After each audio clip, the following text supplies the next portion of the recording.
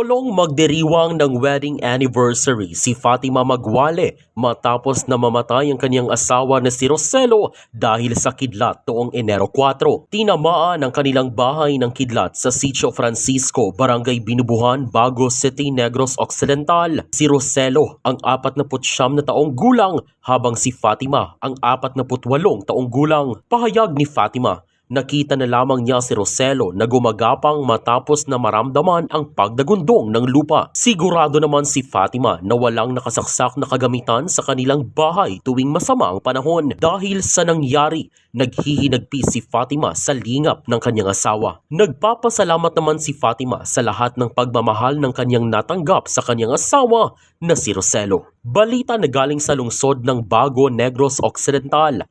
Zairo Vanalbay. Para sa Kampiyon na Balita, Serbisyo Publiko at Kasiyahan sa Negros, K5 News FM. K5 News FM.